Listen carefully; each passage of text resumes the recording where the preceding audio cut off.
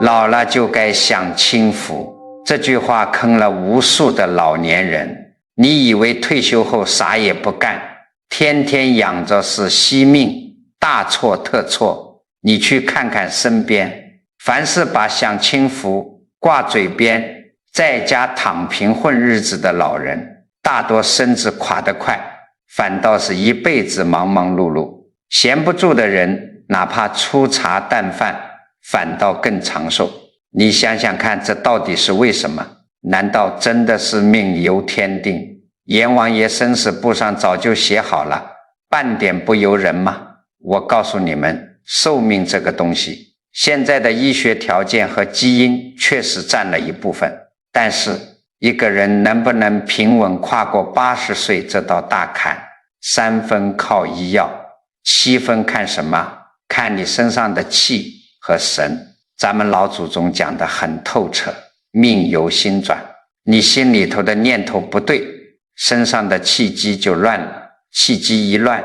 再好的药也救不回来，哪怕华佗在世也医不好一个心死的人。人到晚年阳气渐弱，真正抽走生机的从来不是外邪病痛，而是你自己心里长出来的5大心魔。这是5副藏在念头里的慢性毒药，沾上任何一个，你的精气神就像缸底破了洞，悄无声息地漏个干净，等气散神枯，阳寿自然也就走到了头。咱们今天先讲这头一个最要命的心魔，叫什么？叫懈怠心，也就是无所事事。很多人一办完退休，或者年纪一过65，心里头长舒一口气，哎呀，我辛苦了一辈子，总算把儿女拉扯大了，工作也交接了，我终于可以什么都不干，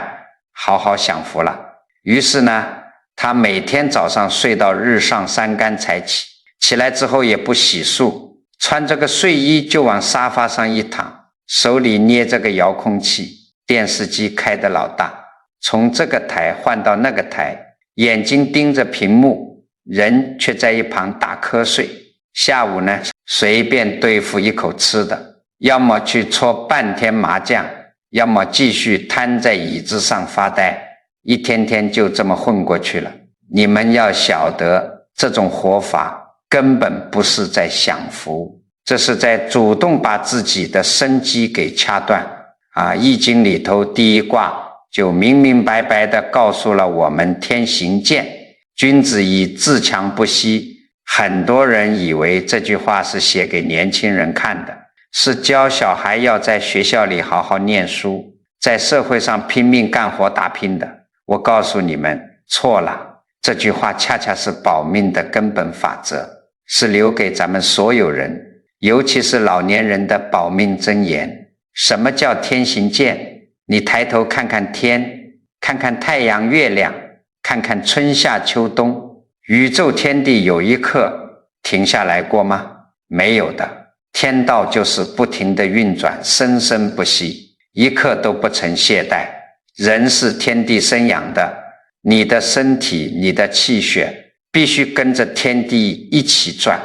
你不转了，你觉得你在享福，实际上你是在违背天道，是在和宇宙的运行规律对着干。违背了天道，老天爷还能容你在这世上久留吗？这个道理很简单，对不对？你看看现实里头多少老人家就是这样，刚退下来的时候红光满面，走路带风，身体好得很，结果闲在家里什么都不做，连个爱好也没有，天天就是混吃等死。不出1年，你再去看他，两眼无神，面色发暗，走起路来也是拖泥带水的。再过2年，不是查出脑梗，就是得了老年痴呆，甚至摔一跤就再也起不来了。为什么会衰败得这么快？你想想看，人的身体就像一台机器，你天天用它，哪怕是干点轻活，它反倒灵活润滑。你把它丢在仓库里一动不动，不出3个月全生锈了，齿轮全卡死了。中医里讲气血不动必生瘀，你心里头没个奔头，没个目标，觉得这个世界已经不需要自己了，你的神就散了。佛法讲得很清楚，神为气之帅，神一散，气就不行，气推不动了，血就堵在血管里，淤积在五脏六腑里，病就是这么来的啊！很多老人突然生大病去医院查，医生说是器官衰竭，其实在器官衰竭之前，他的神早就已经枯萎了。我常常讲，人只要还有一口气在，就得给自己找点事做。做事不代表要去受苦，不代表要去干什么惊天动地的大事业，更不是让你们这把老骨头去跟年轻人抢饭碗，而是你每天早上睁开眼睛，心里头得有个盼头，得有个具体的奔头，你得知道今天这漫长的一天你要做成点什么。哪怕是你今天在阳台上种一盆小葱，你每天浇水看着它发芽，哪怕是你负责把家里的地板每天拖得干干净净，给老伴做一顿可口的热饭，哪怕是去公园里学个太极拳，练个毛笔字，或者去社区里做做志愿者，帮帮街坊四邻，只要你心里有一件事牵挂着，有一份责任担着，你的精气神就被提起来了。只要这股精气神在，你的生命就在不断的向前流淌，死神就追不上你。所以呀，诸位千万不要觉得老了就该什么都不做，什么都不做，那是死人的专利。只要人活着，就要动，就要有心气，就要保持着一种生生不息的创造力，直到生命的最后一刻。这股心气就是你跨过80岁生死大关的第一道护身符。可是光有这道护身符还不够，因为很多老人家虽然每天也在做事，但他心里头却藏着一团火。这团火要是烧起来，比无所事事还要可怕千万倍。这团火到底是个什么火？我告诉你们，就是咱们老人家晚年最容易犯的第二个大忌讳，怨恨心。你仔细看看身边那些过了60、70岁的人，有很多老人家，他不是没事干，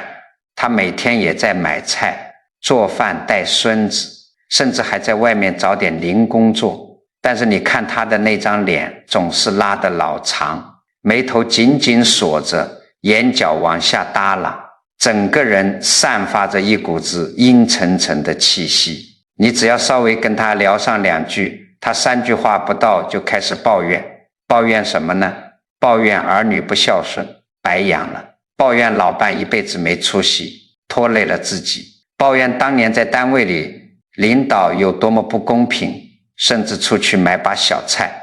也要因为别人多算了几毛钱，站在菜摊子前面骂街。你们要晓得，这种觉得全世界都欠自己的吃亏感，这种每天在心里头翻滚的怨气，那是比砒霜还要毒的毒药啊！老祖宗的中医里讲得很透彻，这叫怒伤肝。佛法里头也讲得很清楚，这叫嗔心。一念嗔心起，百万障门开。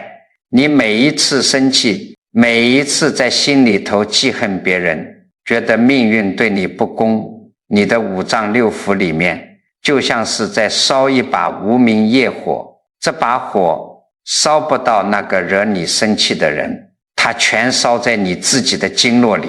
把你辛辛苦苦攒下来的那点精气神，把你晚年的福报烧得干干净净。气血，气是带动血走的，你心里头一有怨气，这股气就憋住了，憋在胸口，憋在肝胆里，气一旦堵住，血就不流动了，这在咱们这具肉身上就变成了淤血，变成了包块，变成了结节，最后变成要你命的恶疾。你看那些脾气暴躁、常年抱怨的人，你去看看他们的脸色是不是发青发黑，嘴唇是不是紫的，那就是气血败坏、毒素淤积的现象啊。讲到这里，我给诸位讲一件咱们历史上发生过的真事。你们听完了就明白这股子怨气是怎么把一个人的生机给活活憋断的。清朝末年有一位皇帝叫光绪帝，大家都知道他堂堂一国之君，95之尊，天下都是他的。可是呢，戊戌变法失败之后，他被慈禧太后直接给幽禁了起来，关在哪儿？关在了瀛台。瀛台那个地方四面环水，冬天寒风呼啸，连个能说知心话的人都没有。你想想看，光绪帝那个时候才20多岁，正是一个男人大展宏图的年纪，结果落得个连平民百姓都不如的下场。他心里的那个怨气，那个恨啊，简直比天还要高。他恨慈禧太后心狠手辣，他恨袁世凯出卖他，他更恨自己身为天子，却连自己的爱妃都保不住。但是他能发作吗？发作不了，外面全都是监视他的太监和侍卫，这股子滔天的怒火和怨气没有地方发泄，就只能全憋在自己的肚子里。有一天，深东北风把瀛台的窗户吹得哐哐直响，光绪帝坐在冷冰冰的椅子上，脸色铁青，他死死地盯着慈禧太后寝宫的方向。一个小太监哆哆嗦嗦地端进一碗汤药，小声劝他保重龙体。光绪帝突然猛地站起来，一把将药碗扫到地上，砰的一声摔得粉碎。他指着门外咬牙切齿地低吼：朕为天下主的，却受此老妪摆布，朕连个奴才都不如，这药能治朕心里的恨吗？吼完这两句，他捂着胸口剧烈地咳嗽起来，咳得腰都直不起来，最后竟咳出了一缕血丝。太医来请脉，手一搭上去，太医的心就凉了半截。为什么？因为光绪的脉象叫悬脉，就像一张拉到极限的硬弓，绷得紧紧的，随时都会断裂。这就是典型到了极点的肝气郁结，常年的怨恨和暴怒早已经把他的五脏六腑熬干了。从那以后，光绪帝吃不下饭，睡不着觉，身体迅速消瘦，就像一棵被抽干了水分的枯树。他每天在屋子里走来走去，嘴里念叨着那些恨人的名字，整个人被一团极其浓烈的阴黑之气包裹着。最后年仅38岁，正当壮年，光绪帝就带着满腔的怨愤撒手人寰了。这就是被自己的怨气活生生给烧死的啊！诸位朋友，你们想想看，光绪帝是皇帝，他遇上的那是被软禁、丧失自由的深仇大恨，他憋屈死了。可是咱们现在很多老人家，你每天在家里生气的都是些什么事？儿女今天没给你打电话，你生气；媳妇做菜稍微咸了一点，你生气；坐公交车别人没给你让座，你也能生气。你每天坐在家里，脑子里像放电影一样，把别人怎么对不住你的事情一遍又一遍地翻出来嚼，越嚼越觉得苦，越想越觉得亏。你以为你是在惩罚别人吗？我告诉你，别人根本不知道你在生气，人家该吃吃该喝喝，日子过得痛快得很，而你呢，你气得一晚上睡不着，第二天血压飙升，头晕眼花，最后躺在病床上受罪的，要插管子的还得是你自己。你恨别人，就是在拿别人的错误惩罚自己的肉身。你的怨气越重，你身体里的气血就坏得越快。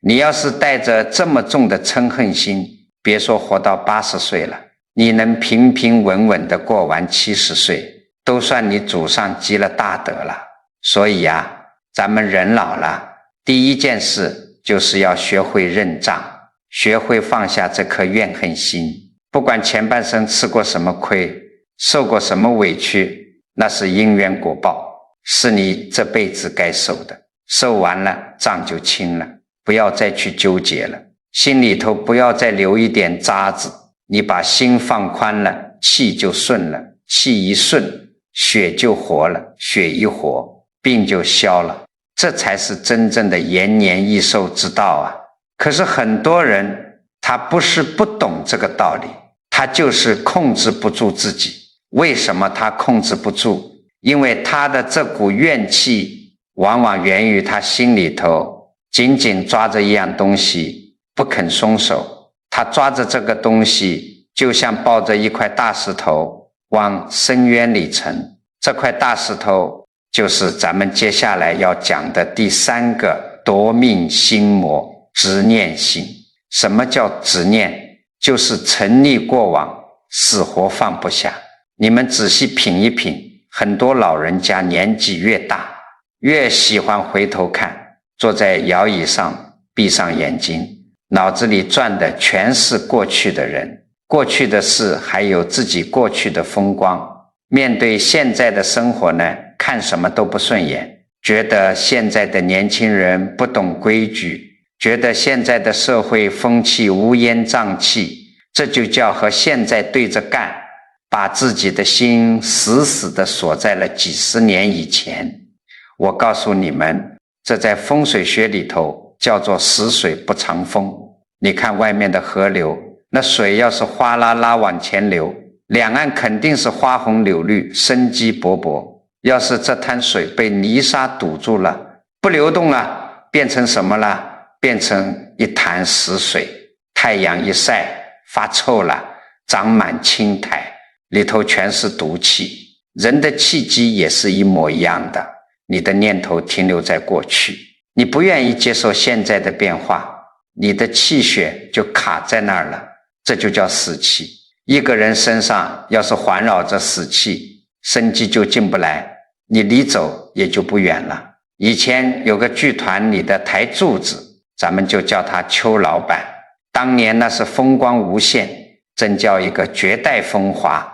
只要他一登台，台下一张张脸全仰着，鸦雀无声，唱完了一句，满堂喝彩，掌声能把西园子的房顶给掀翻。可是啊，岁月不饶人，花无百日红。人到了年纪，嗓子倒了，高音上不去了，脸上也爬满了褶子，只能退下来，让位给年轻人。退下来之后，这邱老板怎么做的？他不认命，他转不过这个弯来，他把自己锁在那个老房子里，大白天也把厚厚的窗帘拉得严严实实，一丝光都不透进来。墙上贴满了他当年最风光时候的演出海报，柜子里全是一摞一摞泛黄的老相册。有一次他女儿来看他，见屋里太闷，一把拉开窗帘透透气，苦口婆心地劝：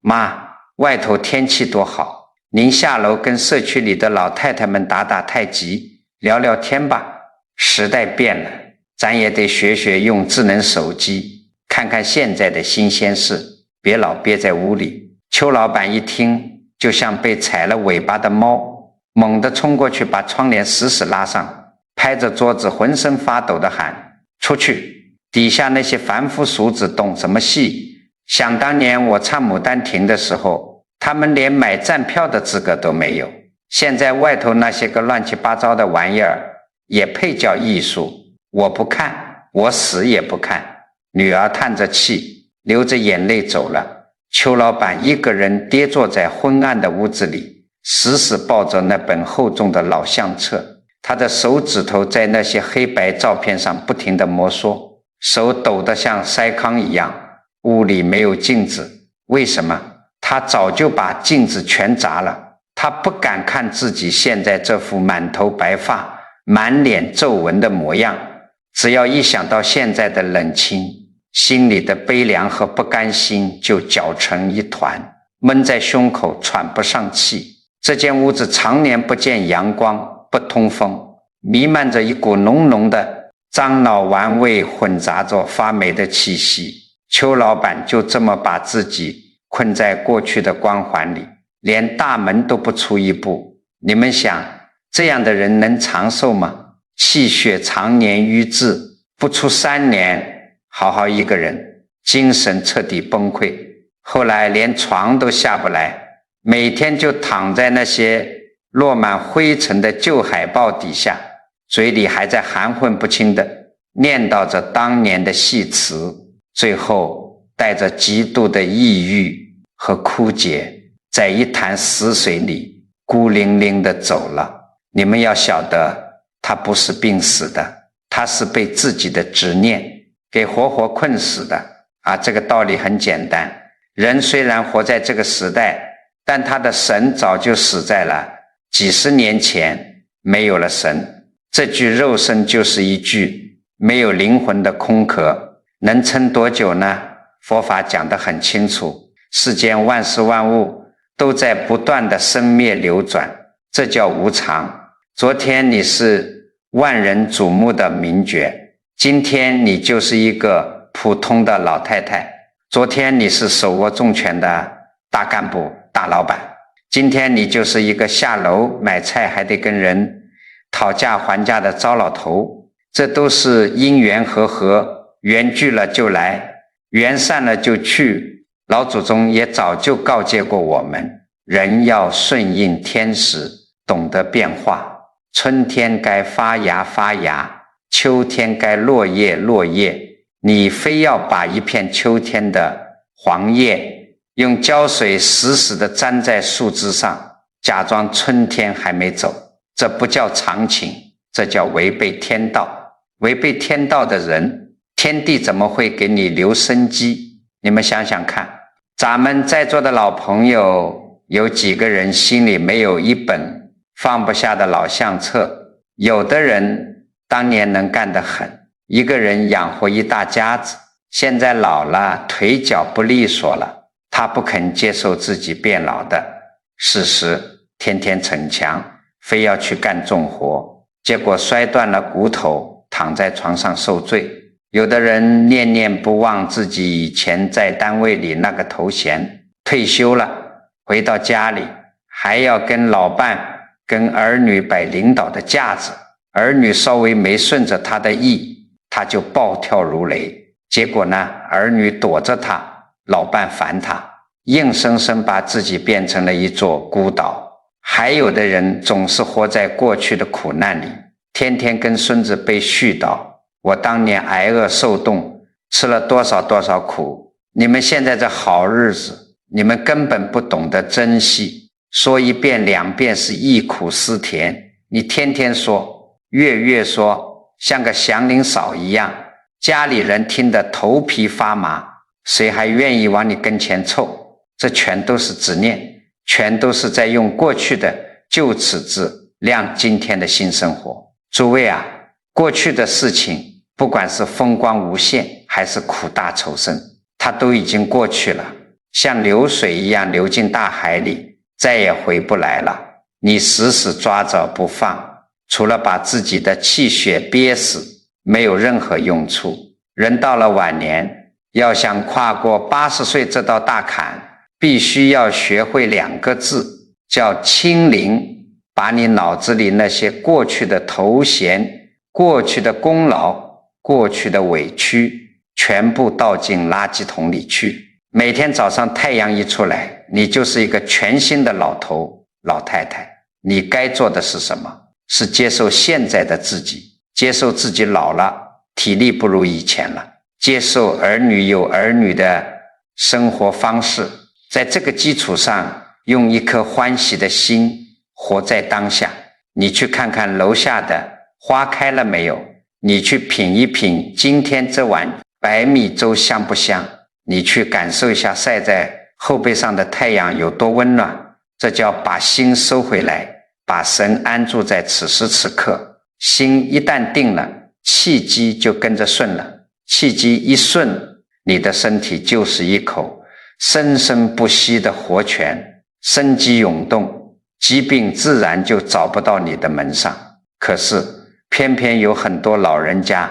他不但活在过去，他还特别固执，只要别人说的跟他的老经验不一样，他死活都听不进去，非要撞得头破血流才甘心。别人好心拉他一把，他还觉得别人在害他。这种不撞南墙不回头的脾气，就是咱们接下来要讲的第4个夺命心魔。我慢心用咱们老百姓的大白话来讲，就是倚老卖老，固执己见，听不进任何人的劝。你们想一想，人老了最先掉的是什么？是牙齿。哪怕你年轻时候牙口再好，老了也得掉光。可是最不容易坏的是什么？是舌头。到你临走的那一天，舌头还在。为什么？因为牙齿硬，舌头软，年纪越大，气血越虚弱，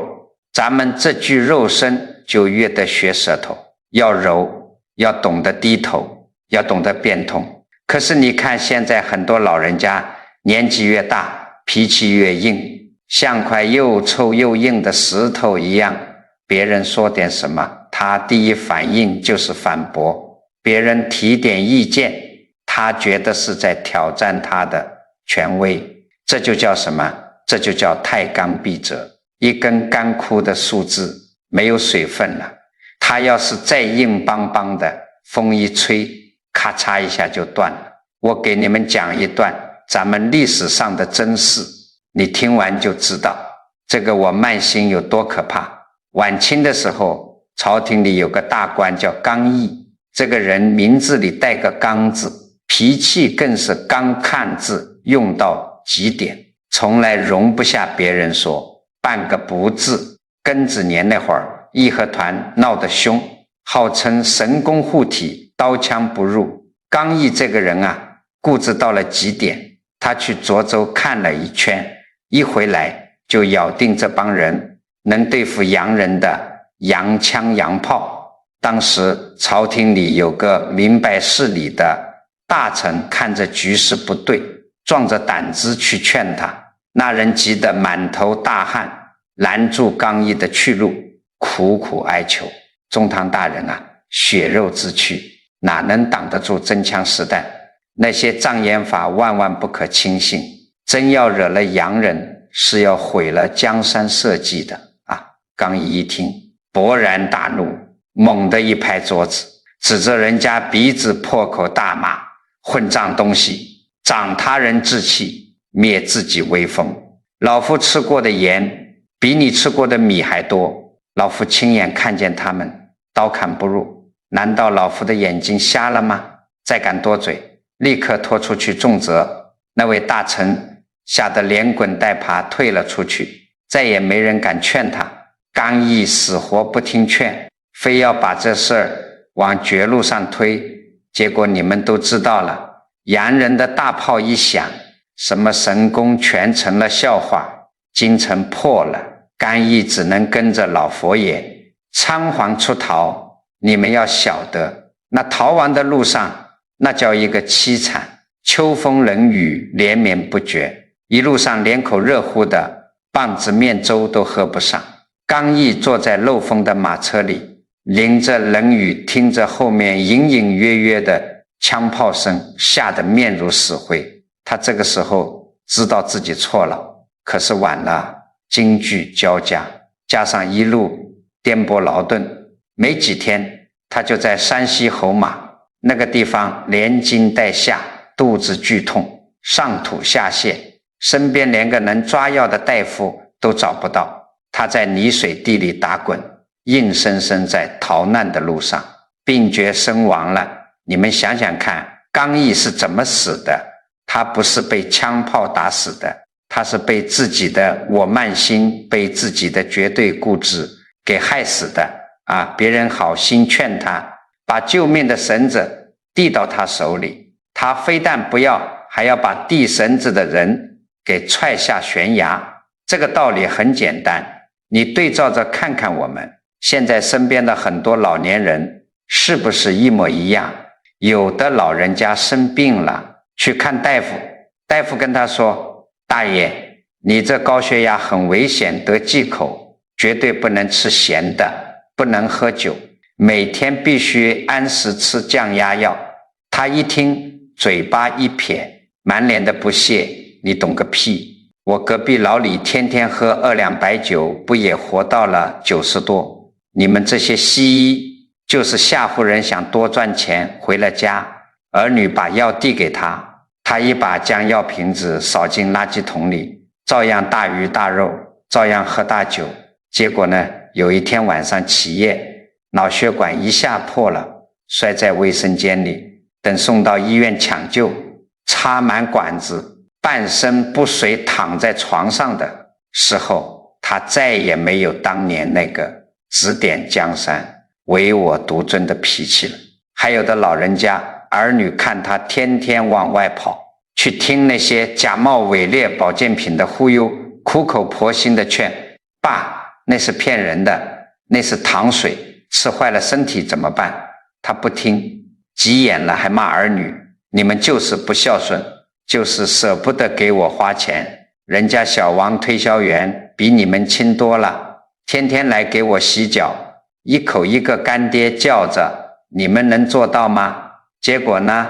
一辈子的养老钱被骗得干干净净，病也没治好，自己气得半死，生生把命给缩短了。为什么人到晚年会变得这么固执？我告诉你们，是因为心里头虚害怕人老了，从工作岗位上退下来了，身体机能也一天不如一天，他觉得手里没有当年那种掌控力了，他怕儿女嫌弃他没用，怕这个社会淘汰他，所以他就必须要通过不听劝，非要按我的意思办，这种强硬的姿态来证明自己还不老，证明自己在这个家里还是说一不二的权威。这就是我执，极其可悲的我执。你越是固执，就越是在把身边那些真心想帮你想护着你的人往外推。儿女劝你几次，你骂几次，亲戚朋友提醒你几次，你给人家甩脸色，久而久之谁还敢管你？别人一看你这老头老太太这么难伺候，全都躲得远远的，连句真话都不敢跟你说。傲慢的高山上存不住福报的流水，水都是往低处流的，福报和善缘也是往谦卑柔软的心里流的。你把自己架得高高的，像座冰山一样，所有的善缘都被你挡在外面了，最后你遇到难处了，摔倒了，被骗了，身边连个商量事端杯热水的人都没有，你这就叫画地为牢，活生生把自己变成了一座孤立无援的孤岛。所以诸位老朋友，到了咱们这把岁数，想要平平安安跨过80岁的大关，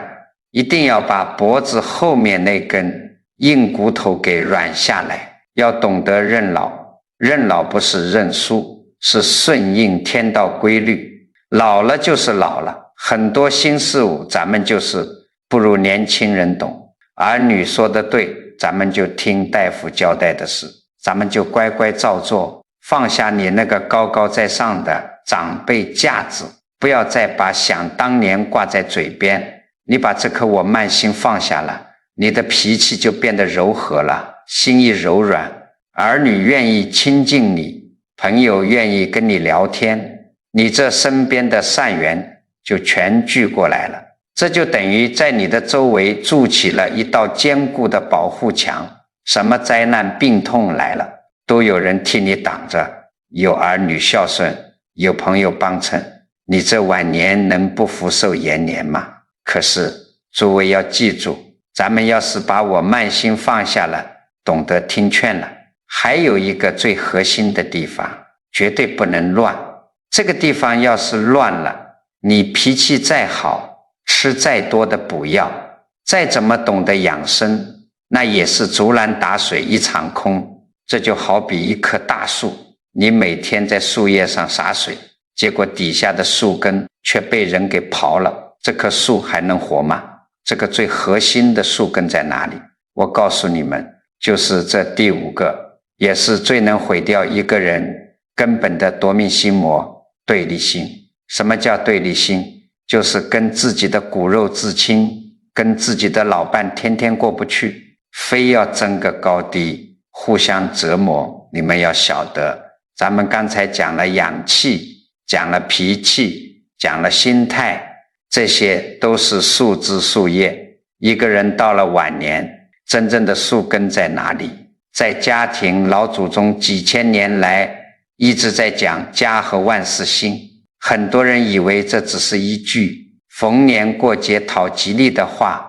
我告诉你们，不是的，这是咱们中华文化里最厉害最核心的一门风水学。一个人的气运到了晚年，全靠家里的那团和气拖着，家里人和和睦睦，这叫聚气。你天天跟儿女吵架，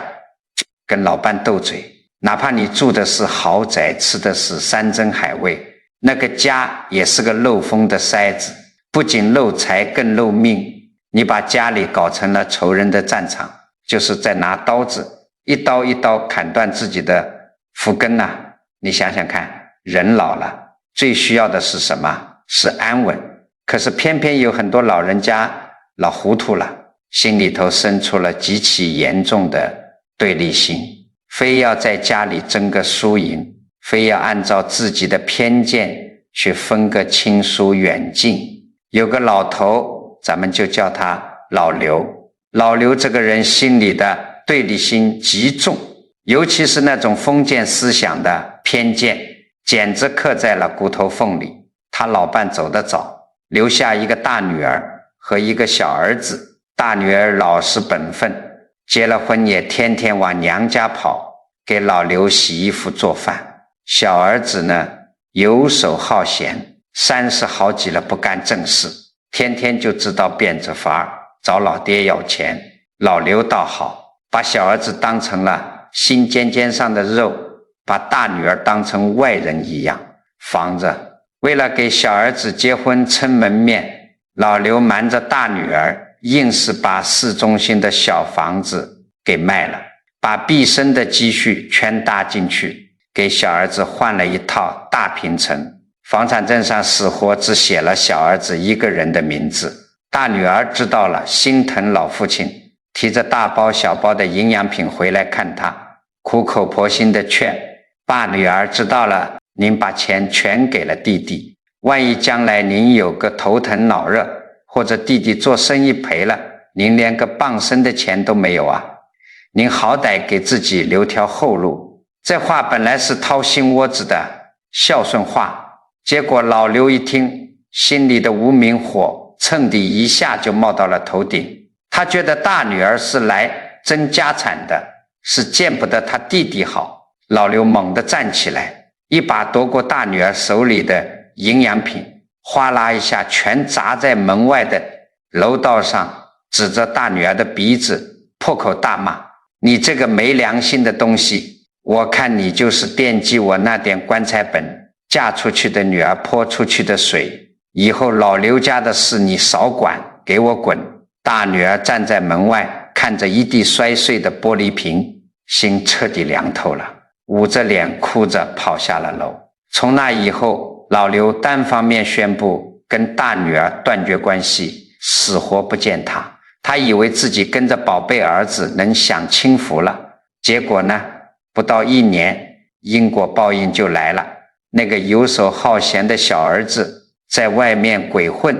欠了一屁股烂债，人家债主天天上门堵截，小儿子走投无路，竟然背着老爹把那套大平层给偷偷抵押卖了。拿到钱的当天晚上，小儿子连夜买票跑路，连个字条都没给老刘留。第二天大清早，寒风刺骨，几个5大3粗的债主直接踹开了大门，把老刘连人带被子全扔到了大街上。老刘穿着一件单薄的旧棉袄，站在天寒地冻的马路牙子上，2条腿抖得连站都站不住。他看着贴上封条的大门，再摸摸比脸还干净的口袋，这时候他才想起大女儿的好，可是他有什么脸去打电话求救？后来听说老刘流落街头，没熬过那个冬天，大雪天里在一个桥洞底下中风偏瘫了，走的时候凄惨无比。你们想想看，老刘落得这个悲惨的下场，是老天爷不长眼吗？不是啊，是他自己心里的对立心，亲手斩断了自己的退路。佛法讲得很清楚，儿女跟父母是什么关系？无非就是4种缘分：报恩、报怨、讨债、还债。你把那个老实孝顺，明明是来报恩的大女儿当成贼一样防着，一脚踢开；把那个游手好闲，明明是来讨债的小儿子当成活祖宗供走。你天天用这种极其严重的分别心、对立心在家里造业，你怎么可能不遭报应？这个道理很简单，对不对？咱们很多老人家虽然没有老刘这么极端，但是你每天在家里干的事也差不多是在造业。你看有的老夫妻大半辈子都过来了，到了晚年为了今天谁洗碗明天谁买菜，或者为了几十年前的一句错话，天天在家里互相攻击，恶语相向，恨不得用最毒的话去扎对方的心。老伴是干什么的？老伴是你在世界上最后的一个拐杖啊！你把拐杖砍断了，你走路能不摔跤吗？还有的父母控制欲极强，儿女的婚姻要管，儿女换个工作要管，只要儿女不听自己的，立刻一哭二闹三上吊，动不动就拿我不认你这个儿子，我就当没生过你来威胁人。你这叫什么？你这就叫亲手把家里的生气变成了煞气。你让儿女一回到家就觉得喘不过气来，就像进了一个冰窖，久而久之，儿女为了自保只能躲着你，你连个天伦之乐都享受不到。每天面对着空荡荡的4面墙，你那点精气神全在怨恨和长吁短叹中消耗光了。我告诉你们，家庭就是一个微缩的修行道场。人到晚年，气血本来就在走下坡路，你如果还天天处在这种跟家人对立的紧张状态里，你的神经天天紧绷着，气血天天逆流，这种自我折磨的状态，别说80岁的大官，70岁你都扛不过去。要把这最后也是最致命的心魔赶走，唯一的办法就是学会慈悲和退让。不管儿女是来报恩的还是来讨债的，这辈子做了一家人，那是多生的宿世因缘。看破了这一点，你就不要再跟他们较劲了。儿女有儿女的福报，儿女有儿女的业障，你代替不了，你也管不了。把那个挑剔的眼睛闭上，把那张喜欢指责的嘴巴闭上。你只要用一颗柔和的心去包容家里的人，哪怕他们做错了，你也一笑了之。你只要做到这一点，你家里的磁场马上就变了，和风细雨，生机盎然。你待在这样的家里，你的气血自然就舒畅了，寿命自然就绵长了。好，到这里，这剥夺咱们老人家生机的5大心魔，我是彻彻底底给你们讲透了。很多老朋友听完心里头可能在打鼓，南师啊，您说的我都明白，这确实是折寿的毒药。可是一遇到事儿，我这暴脾气一上来，或者心里头那个坎儿一出现，我就是转不过弯来啊。今天我就实打实地教诸位几个破局的招数，你只要照着做，保管你能把这股生机牢牢地攥在自己手里。先说第一个，怎么破那个让你一天天衰败下去的无所事事和懈怠心。我告诉你们，关键就在每天早晨睁开眼的那一刻。人到晚年，气血本来就弱，早晨太阳一出来，天地间的阳气生发，你这个时候千万不能赖在床上胡思乱想，或者盯着天花板发呆。你只要醒了，不管腿脚多不利索，披上衣服先坐起来，哪怕你哪儿都去不了，你就坐在床头，用你的10个手指头像梳子一样从前往后梳梳头发，拍拍身上的胆经和胳膊腿，这在老祖宗的养生法里叫明天鼓换生机，先把肉身上的气血给拨弄醒了，紧接着你得给自己定一个雷打不动的小差事。什么小差事？不需要你出去赚大钱，而是家里的一点小责任，比如家里阳台上那几盆绿萝、君子兰，以后全归你管。你每天负责给它们浇水、擦叶子，看着它们抽出新芽。再比如你负责下楼去把当天的报纸、快递拿回来。这个道理很简单，人只要每天有一件具体的事情牵挂着，有一份哪怕极其微小的责任担着，你的神就不会散。你这叫顺应天道，跟着天地一起在运转。只要这股精气神在，阎王爷的生死簿上就一时半会儿翻不到你的名字。第二招，怎么破那个烧毁福报的怨恨心？很多老人家遇到儿女顶嘴，或者出门在外遇到点不公平的事，心里的那股无名火趁地一下就冒到了脑门上。这个时候怎么办？最救命的办法就4个字：闭嘴吞金。当你觉得火气上涌，马上就要破口大骂，满腹牢骚的时候，你千万把嘴唇死死闭住，绝对不能出声，因为你一开口，恶语一出，那股毒气就变成利剑，伤人伤己，气血当场就大乱了。你闭紧嘴巴，舌头往上卷，轻轻顶住上颚，然后用鼻子深深地吸一口气，把嘴里分泌出来的唾沫咕咚一口咽回肚子里去。佛法讲得很清楚，这就叫转念。你在咽下这口唾沫的同时，心里头要在暗暗的对自己说，哎呀，他惹我生气，这是在帮我消业障啊。我如果现在骂回去，怨回去，我这大半辈子辛辛苦苦攒下来的福报和阳寿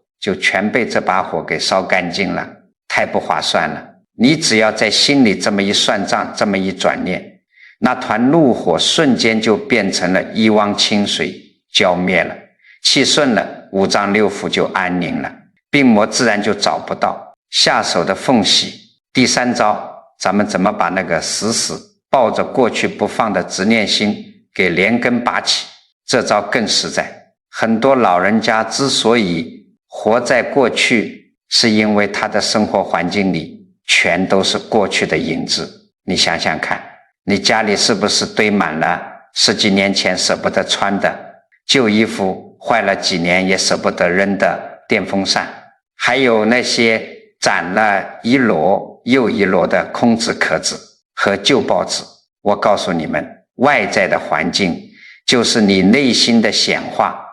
那些长年累月不见阳光、沾满灰尘的破铜烂铁，散发出来的全都是风水上极其阴暗的死气。你天天睡在这些死气沉沉的旧物堆里，你的心事怎么可能走得出来？所以挑一个艳阳高照的好日子，让儿女帮忙狠狠心把那些5年以上根本没碰过的旧东西通通扔出去，或者送给需要的人，不要心疼，这叫破执。当家里腾出了宽敞的地方，窗户一开，新鲜的阳光和微风吹进来，你的心胸顿时就亮堂了，把你心里那些陈芝麻烂谷子的恩怨、过去的头衔、当年的委屈全部打包，跟着旧垃圾一起扔出大门。每天清晨醒来，你就是一个全新的老头老太太，干干净净、清清爽爽地活在今天，这才叫大智慧。第4招，怎么对治那个倚老卖老、听不进劝的我慢心？方法就长在你们的脸上和嘴上，多笑多点头，嘴巴要软。咱们人老了，骨头硬了，血管硬了，如果嘴巴和脾气再硬邦邦的，那就真的离折断不远了。以后不管是去医院看大夫，还是儿女回家跟你商量事，哪怕他们说的东西你心里10000个不赞同，你觉得他们是在胡闹，你也要先强迫自己把嘴角咧开笑一笑，点点头。你可以试着用非常柔和的语气说，哎呀，还是你们懂得多，大夫，我听你的孩子，这事儿就按你们年轻人的意思办吧，老爸老妈不插手了，你去试试看。当你把这句话一说出口，你看看大夫对你是不是更尽心了，你看看儿女是不是马上对你和颜悦色，更愿意亲近你了。你放下了那个高高在上的长辈架子，看似是你低头了，实际上你是在为你自己广结善缘，把周围所有人的善意都吸聚到了你身上。有了这么多善意拖着你，你这晚年能不顺遂吗？最后也是最难破的一关，怎么化解家庭里的对立心，保住家宅的平安？我送给诸位老朋友一个绝妙的锦囊，对待成家立业的儿女，要把他们当成客人来看待。很多老人家受苦受累一辈子，总觉得你是我的骨肉，你的家就是我的家，我看不惯我就要管，大错特错。儿女结了婚，那就是另外一个独立的因果道场了，你去儿女家帮忙，或者跟他们住在一起，一定要有做客的自觉。什么叫客人？客人就是只帮忙不当家，多干活少张嘴。你看人家2口子吵架拌嘴，你千万别去拉偏架，更别指责媳妇或者训斥女婿，你全当没听见，赶紧提着菜篮子下楼溜达一圈去。你看不惯他们熬夜乱花钱，只要他们没让你掏钱，你就死死把嘴闭住，一句闲话都不要说。这个道理很简单，距离才能产生美，不干涉才能生出和气。你把嘴闭紧了，只用慈悲和欢喜的眼光去看待他们，不去强行扭转他们的因缘果报，这个家里的火药味自然就散了，家宅和睦，没有戾气冲撞，咱们老祖宗讲的风水也就彻底盘活了，气血畅通，心念清净，家庭和气。这3样法宝一旦凑齐，别说跨过80岁大关，只要你阳寿未尽，活个长命100岁，无疾而终，那都是顺理成章的事情。好了，这5大心魔的底细，还有怎么对治的实操办法，我都给你们翻了个底朝天。我知道咱们很多老朋友年纪大了，听着前面的就容易忘了后面的，不要紧，我最后再给你们啰嗦一遍。第一，打死也不能天天瘫在家里无所事事，每天早上起来梳梳头，拍拍腿，给自己找点小活干，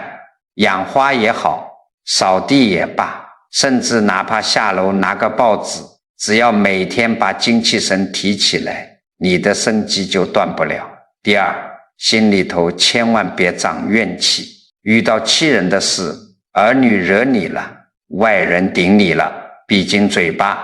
把那一包火气连着唾沫咽下去，心里头转个念，就当是替自己消业障了。你咽下去的是一口气，保住的可是你后半生的福报。第3件事，别抱着过去的老黄历过日子，挑个大晴天，把家里那些常年不用的破烂旧纸壳子全扔了，不要心疼家里的杂物清空了，你心里的陈芝麻烂谷子也就跟着干净了，这才叫真真切切的活在当下。第4件事，收起你那个高高在上的长辈架子，去医院听大夫的，在家里听儿女的，多笑一笑，多点个头，嘴巴放软和一点。你越是柔和，你身边的善缘和帮手自然就聚拢过来了。第5件事，也是最重要的一件，绝对别跟家里人较劲。对待成家立业的儿女，就当自己是去做客的，多帮忙，少挑刺，把嘴死死闭严实，家里的和气保住了，你的福报才有个安稳的落脚之地。你们要晓得，咱们老祖宗几千年的中华文化讲来讲去，其实就是教咱们怎么修这颗心。很多人觉得命运改不了，我告诉你们，最大的改命不是花大价钱去请什么大师做一场法事，而是改你的念头，改你的行为。你把埋怨的念头改成慈悲的念头，把你固执的行为改成柔和的退让，种下了善的因，自然就结出长寿和平安的善果。这个道理很简单，对不对？佛法讲得很清楚，人生在世最大的功德是什么？是布施，是利益众生。今天我坐在这里苦口婆心的跟你们掏心窝子讲这些大实话，这也是一种布施，但是光靠我一个人讲没有用啊，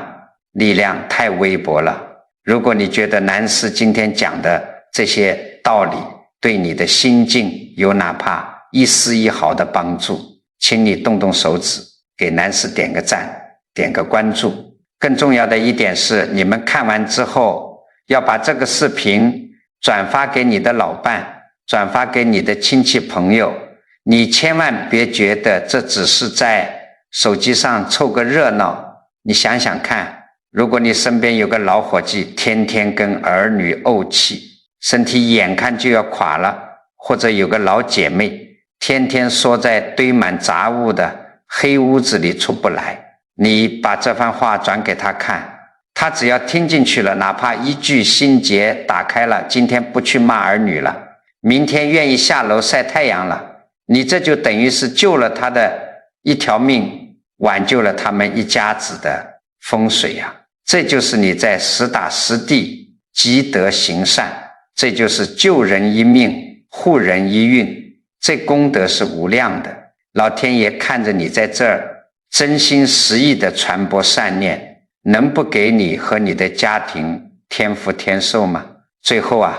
咱们说句透底的话，文字是有力量的，人的念头是有极其巨大的能量的。我希望每一位看到这里的老朋友都能在评论区里留下你的一句善言，你可以写一句愿家宅平安，福寿延年，或者留一句愿天下老人皆得安康。当千千万万个老朋友的善念